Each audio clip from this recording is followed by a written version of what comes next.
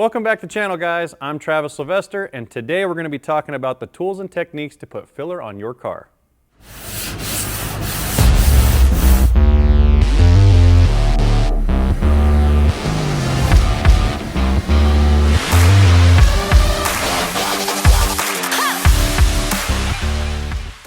Before we jump into the tools and techniques, share this video so that way you can help out maybe the new guy in the shop. He might get one or two things out of this that makes his life a lot easier. And if you guys are a seasoned veteran, put some comments in the section below if there's something that you would like to add to all these tips and tricks. We've used several different fillers in the past, and the one that we've really stuck to like is Rage. Rage Ultra, Rage Ultra Extra has a lot of good benefits, but the pros and cons to some of the different fillers is going to be work time and the consistency of it. Maybe you're doing just thin repair work, maybe it's collision where you're not doing excessive body filler, and when you're mixing these two 50-50 at 2% hardener, the good thing about it is it's like a happy medium between a glazing putty and a body filler. It spreads really nice, it gives you a bigger work window for the higher temperatures. Obviously, we teach a lot about mixing filler on the scale, and some of the other fillers that we have liked is like a 3M Platinum Plus. 3M spreads really nice. It's not quite as pricey as Rage. And then you have what we used to use, which was U-Pull. And U-Pull's okay. It's a heck of a lot cheaper. It's like a fraction of the price, but it also spreads like cookie dough. You're gonna get a lot more pinholes if you're struggling with pinholes. The other thing that we're gonna talk about is the techniques of using these spreaders also adds to different pinholes. But so far to date, we really like these two fillers, and I think they're only the best bang for the buck. We mix these two together so that way we get a good consistency in the filler while we spread. You have a few different options when it comes to the spreaders and the boards that you're going to use. They have onion boards, which are basically like a wax paper that you can then tear off and discard once you've mixed and your filler has kicked. However, maybe the amount of filler that you're going to mix is a larger amount and you need a little bit bigger panel. You guys can use aluminum, steel, there's bigger companies that make plastic boards with a hole so you can hold it. Whatever works for you guys for what you're doing. Maybe the job's big or small. When it comes to spreaders, you got plastic or the metal spreaders, and they come in a variance of sizes. This is just as a basis what you would typically get. The pros and cons for these: plastic doesn't get quite as a smooth and precise spread, but at the same time, you can flex them a lot more to maybe get in a compound curve or whatever it may be. Now, when it comes to spreading with a metal spreader, you can also get the flex in it, but sometimes it just doesn't conform to the right shape. But taking your spreader, when you're picking out what you're going to be spreading on, do a dry run. Take your spreader and try to spread in the area that you're going to be using. If it's a odd curve, then if the metal is too stiff to fit into that area, almost acting as a spline or a straight edge for that curve. Pick what you guys want to use ahead of time and test it.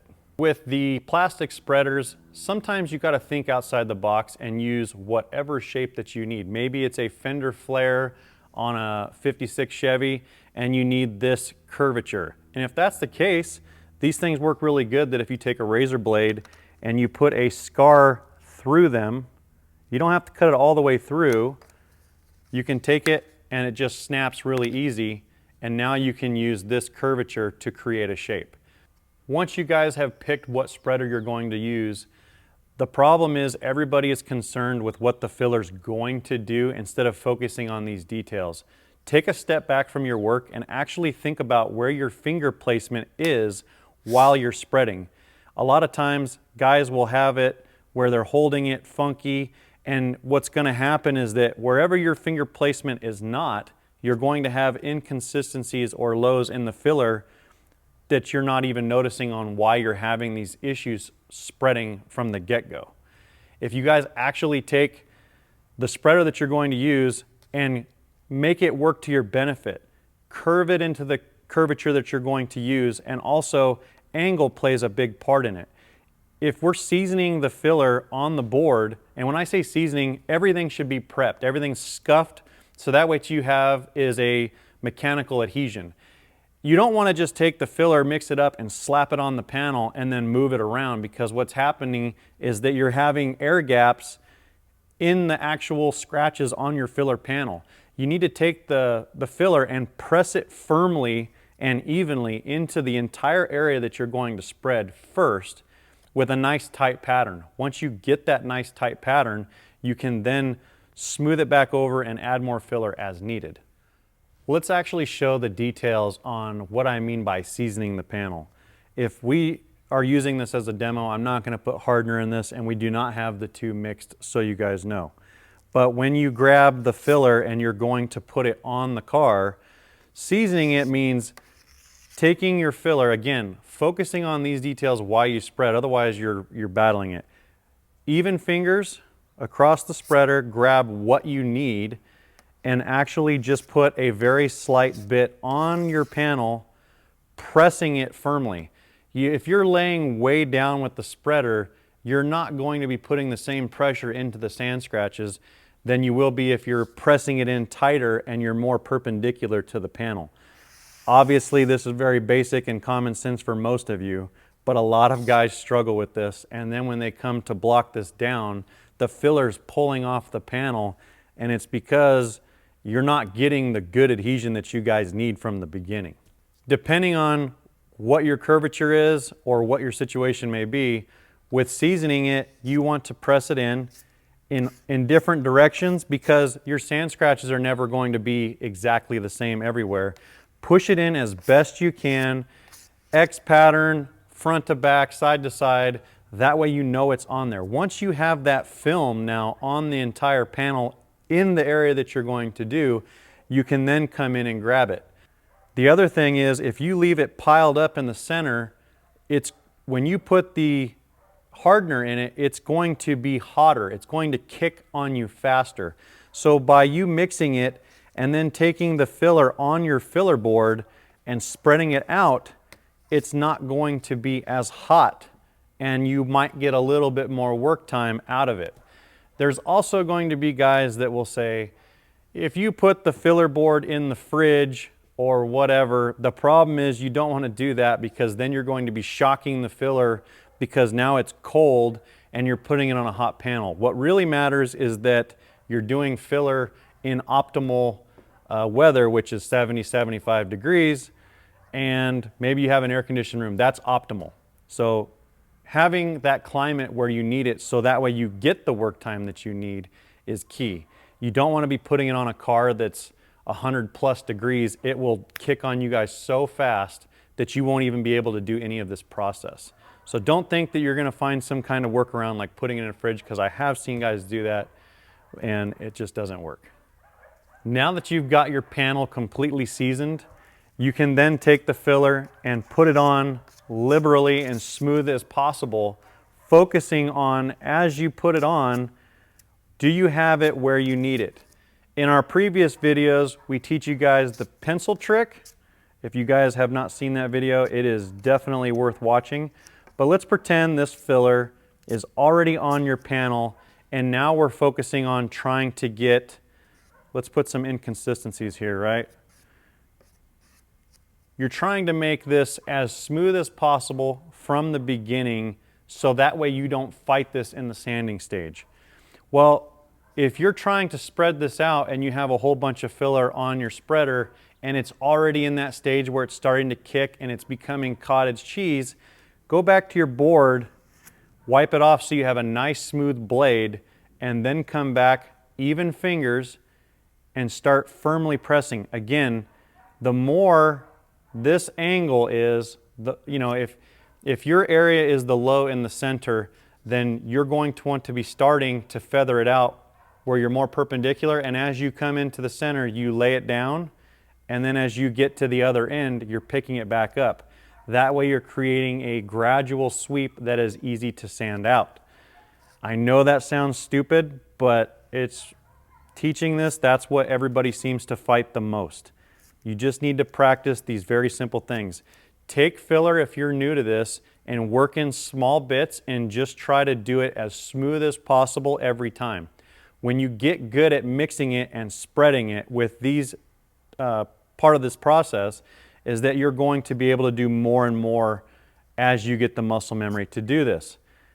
Once you get it, you can then move it around in the area. So if your low is in the center and you're pushing this filler more to the center where it's built up thicker, that's what you want to do. And it really doesn't matter what the center looks like as long as it is thicker than the remaining edge. At that point, the other trick you can do is, let's just say you only need filler in one tiny little area on the edge of a panel. We're going to spread this off, get a nice clean slate, and let's say it's only an inch wide that you need to get, and the rest of your body work is already nice and straight. Well, then come in with the spreader and only put the filler on the side that you need. That way you're acting as almost a spline. Again, if you don't know what splines are, check out the other videos. You're using this edge that has no filler to run on the side of the bodywork that is already smooth or the panel that's already straight, and you are using it as a guide. At this point, you can then put curvature into the spreader itself, and you're getting a nice transition from what's already flat to what is low, and this will be very easy to be able to smooth out. You can then come in and grab again a little bit more on that side, and you can just keep playing with this. The other really good advantage to having a scale is the more that you guys practice these techniques, the more that you're going to know how much can you proficiently mix in that work window. And it's dependent on temperature. We always have a temperature gauge when we're working with fillers, so we know what our parameters are. Again, I know that they tell you it should be by 2% or 50 to 1 on a scale.